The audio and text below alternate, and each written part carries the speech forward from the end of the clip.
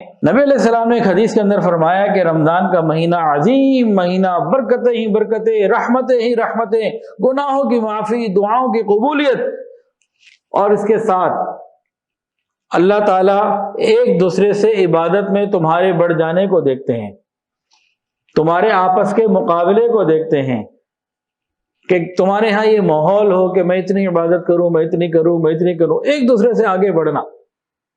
اس کی مثال کلاس میں اگر 50 بچے بیٹھے ہوتے ہیں نا، ایک ٹیچر ہوتا ہے، ہر بچے کی خواہش ہوتی ہے کہ میں ایک دوسرے سے آگے بڑھوں، زیادہ نمبر لوں۔ تو بالکل یہی ماحول رمضان میں اللہ تعالیٰ دیکھنا چاہتے ہیں کہ میرا ہر بندہ ایک دوسرے سے نیکی میں سبقت کرنے کی، آگے بڑھنے کی کوشش کرے، مقابلے کی ایک فضا ہو۔ یہ اللہ تعالیٰ دیکھنا چاہتے ہیں رمضان میں۔ تو ہمیں چاہیے کہ ہم اللہ تعالیٰ کو یہ دکھائیں۔ کیا مطلب؟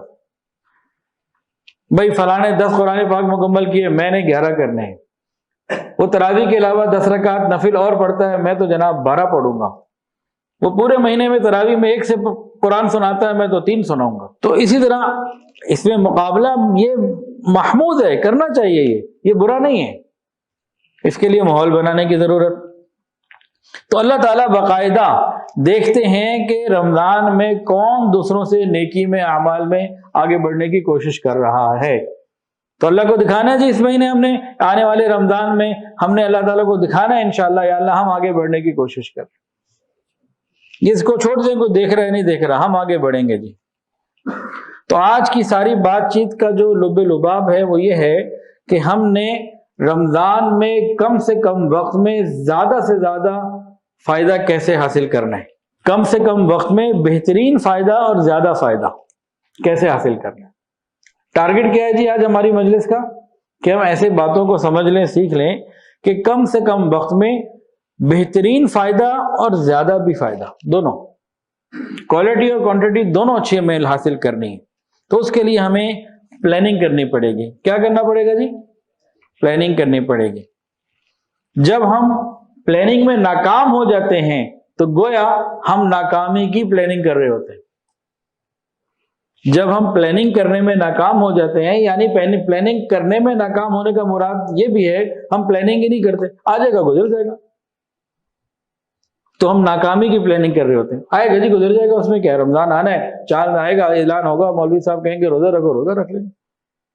تو ایسے نہیں رمضان گزرتے، اچھے نہیں گزرتے، وہ تو گزر ہی جائیں گے، اچھے رمضان ایسے نہیں گزرتے۔ آج دنیا میں ایک سروے کے مطابق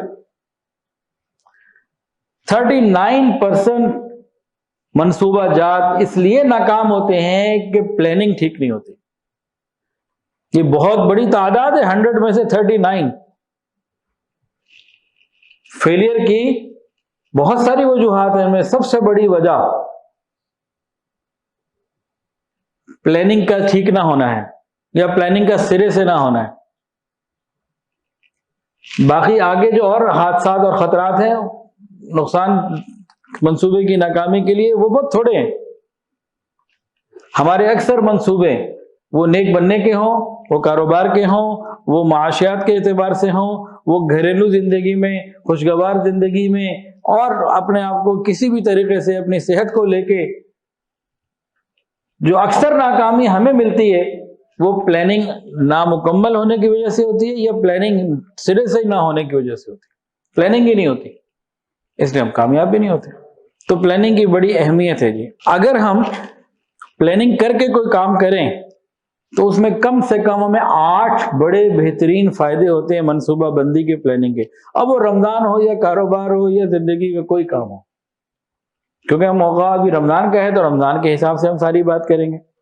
تو بہتر منصوبہ بندی کے، صحیح پلاننگ کے کم سے کم 8 فائدے ہوتے ہیں۔ کیا، کیوں اور کیسے میں سب سے زیادہ وقت کیسے پہ لگانا چاہیے؟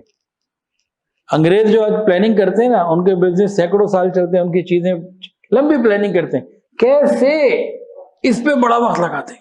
ہم کہتے ہیں گلی کوئی نہیں، ٹھیک ہے شروع کرو، ہو جائے گا، اللہ کا نام لے کے شروع کرو۔ ہمیں توکل ہی بڑا ہے، ہم پلاننگ سے بیچارے مبرہ اور پاک لوگ ہیں، بس اللہ توکل پہ شروع کر دیتے ہیں۔ بھائی اللہ تعالیٰ کا توکل کرنا ہے، لیکن اونٹ کو باندھ کے، اونٹ کو باندھنا بھی پلاننگ کا حصہ ہے۔